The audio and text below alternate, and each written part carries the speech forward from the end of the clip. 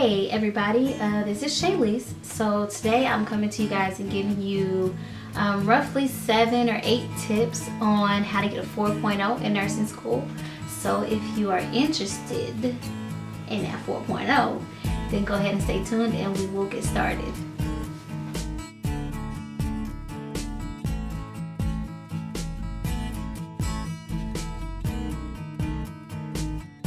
One of the first tips is to have a planner, and it doesn't matter what kind of planner. You don't have to go get one for $20 or $30. I got this from, I think, Target for maybe $8 or $9, I don't know. But what you want it to have, depending on how you organize yourself, but you want it to have a calendar that looks like this with the days, so that you can see everything that's due all at once and you can kind of plan accordingly. This also has weeklies behind each month, you know, where you can write down goals that you like to do or whenever you like to get tasks done during the week. But flipping back to the first page, let me go to one that I didn't mark out.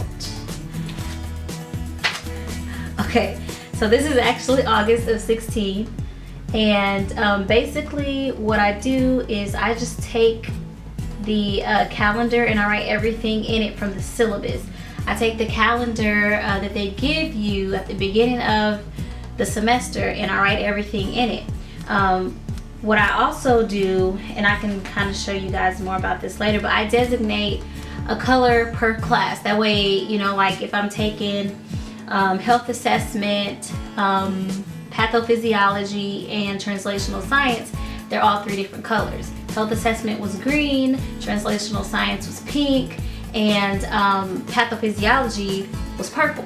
So whenever I wrote things in my calendar, the colors coordinated with the classes.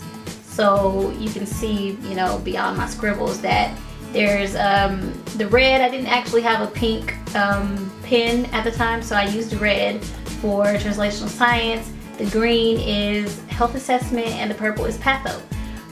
So that's how I did mine.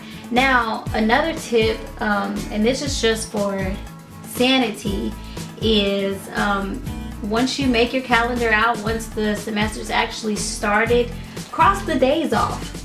Okay, cross the days off, cross the tasks off once you complete them, because it gives you a sense of accomplishment, like you're getting somewhere. You cross these days off.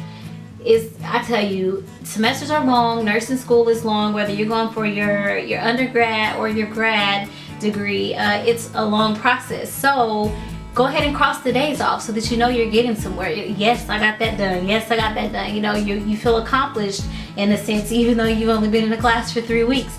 You know, you have to keep yourself going like that. You're meeting small goals and in efforts to get to that ultimate goal. So having a calendar is very important, and color coding makes it easy and pretty too. So that's tip number 1, is having a planner. This planner goes with me everywhere. Since I work full-time, whenever we have the self-schedule put out, I take this with me and I set up my schedule based on my calendar and what's due. Another tip would be to schedule yourself to complete things a little bit before they're due, just in case you run into problems. You run into internet problems, they're doing unscheduled maintenance on the site. You don't want to be stuck out because you waited to the last minute to do it.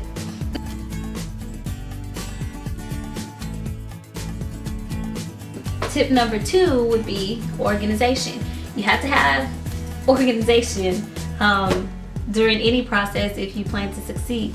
So I have this binder, okay, and it is a 2-inch durable binder, just from Walmart. I don't remember how much it cost. So in here I have everything set. This might be a little much, but anyways, as you can see, I have a set of dividers in here. I don't really remember what these are for, but maybe just for general classes. Like I have a page here for each class for whenever I went and checked the discussion boards. If a student asked a question and I also needed the answer for it, I wrote it here and that way I know that I addressed it and I'm still up to date with the discussion board. So I had a page for each class, and again I color coded them to whatever color the class was, because the school I went to uses Blackboard. Anyways, so what I did that would help you guys out is, so I said green was for health assessment. So I took health assessment and I put a regular folder here.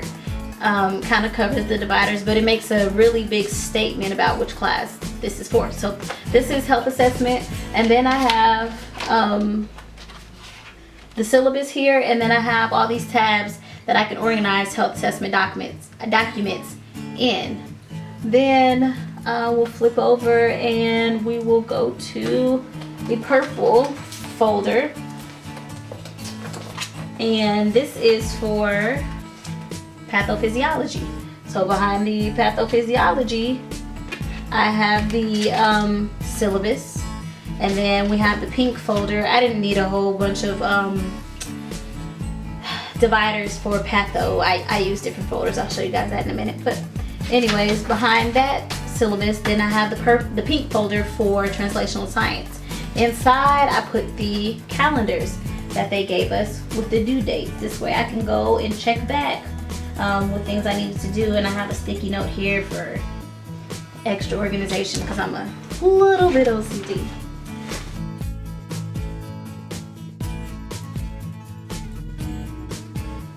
Tip number 3 seems simple, but have your textbooks. You can't pass a class effectively or learn effectively without having the textbook. I think we're a little bit too old, to be trying to get by without having the textbook, or having the only textbooks you need or something. So you want to have textbooks that they recommend you have. If you don't use them, you can return them. If you don't find them helpful, you can return them. But for the semester, have the textbooks that they have. Another thing that I found very helpful since I was working full-time as well as school full-time was having ebooks, and I was so against this because I'm a physical, hands-on person. I want the textbook in front of me so that I can follow along with my finger and highlight and blah blah blah. However, the e-textbooks, they save your back for one, but they're so transportable because it's all online. So I can log into a computer at work if I have downtime between patients or something, and I can get like a passage or a chapter read while I'm at work without having to carry a 3 or 4 pound book. You can still highlight, and it makes it very easy to find things. You can search, say you want to find kidney disease, you can find stages of kidney disease. You can find stages of heart failure in a jiffy without having to go to the index and try to flip through the book, and they're just very convenient.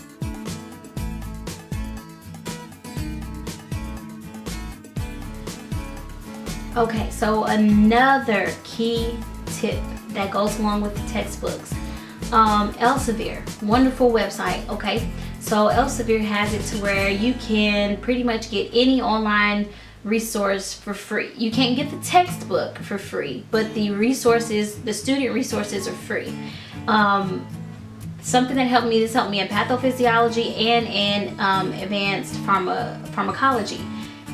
Go to Elsevier, Evolve, and go to the student resources for whatever chapter you're reading and get the key points. The key points are so vital. You can get the gist of the chapter by reading the key points, and then you can go back and flip through for additional detail. What I did was I took the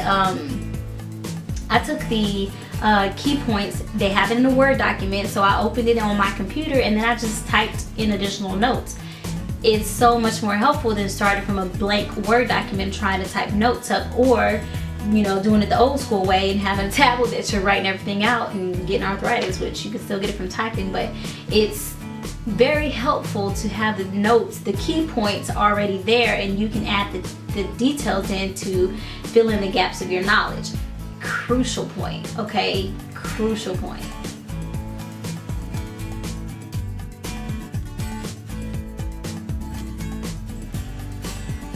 Next tip, interact with your classmates and your professors. For one, your classmates are probably just as confused as you are, just as lost as you are, and just as busy as you are. So reaching out to them is helpful. It's good to have a support network. It's good to have a support system who understands what you're going through. Family and friends are great. They support as well, but they don't know what you're going through. They don't know the due dates. They don't know the billions of chapters you have to read by Friday. They don't know that the teacher assigned this assignment and didn't give you any details on how to complete it. They don't understand all that. So having classmates that are going through it with you can be stress relief. You can vent, you can support one another, have each other's back, you know, if you forget something, or you can check in. Hey girl, do you understand this assignment? Is this due today? I did all 3 of these things. Did I miss something? You know, in undergrad and in grad school, it was crucial to have a support system who understood what you're going through, and they can help you. And you can study together. You study tips. You can study separately. You know, it's just always good. And professors, they know what to expect. Most of them are not trying to trick you or fool you or fail you. So if you communicate with them, they're there to help.